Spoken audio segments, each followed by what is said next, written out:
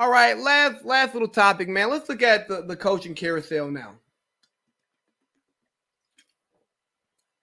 So, like I spoke on last week, as I was on with Najee B, the Texans, not the Texans, excuse me, the Jags, they got Urban Meyer.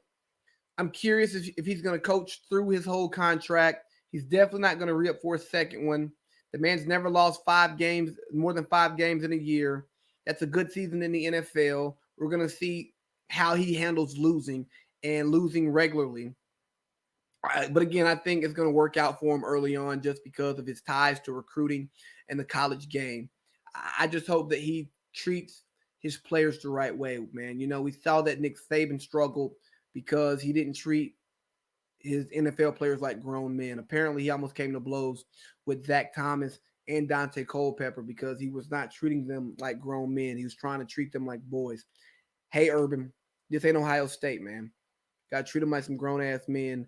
But I think they're going to be fine. I think he's going to build a great NFL staff around him. He's going to go in there and be the CEO of that organization.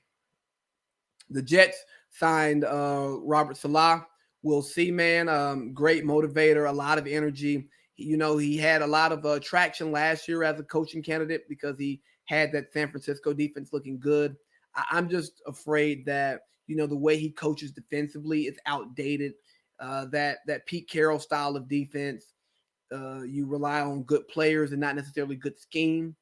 And now if he gets the good players, I know his defense will work, but it's the Jets. Are you going to get good players? And more importantly, are you going to get a quarterback? Because no job is worth a damn if you don't have the quarterback.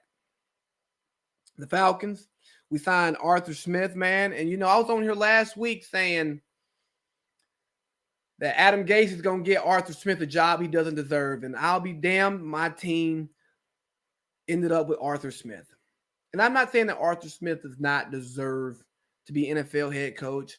I just question whether or not Tannehill was good because of Arthur Smith or Tannehill was good because he left Gase. I question whether or not Arthur Smith was good because of his scheme and his coaching, or is it because he had back-to-back rushing champion? That's all I'm asking. And he said he's going to call plays for the Falcons.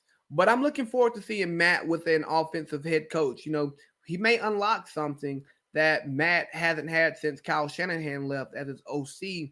And maybe the Falcons don't do the whole total teardown, but they actually rebuild around what they have and these veteran players, and they ride it out for another year or two. But we'll see, man. Eagles rumored to get Josh McDaniels. You know what? Whoever takes that job, y'all can have it. Chargers hired Brandon Staley. That almighty McVay coaching tree is nuts. This man coached 1 year as an NFL defensive coordinator, and now he's the head coach of the Chargers.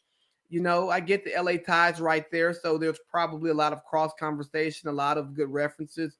But it shocks me that, you know, and he had the best defense in the league that gave up 32 points last week, but he had some of the best defensive players, and maybe he gets in there with the Chargers and he takes that defensive mentality that he has, and he transforms that team. He has the quarterback in Herbert, and he has the defensive pieces with Bosa, Derwin James if he comes back, Melvin Ingram, those guys. But we'll see if, 1 year as a D coordinator, man. Arthur Smith, 2 years as an O coordinator.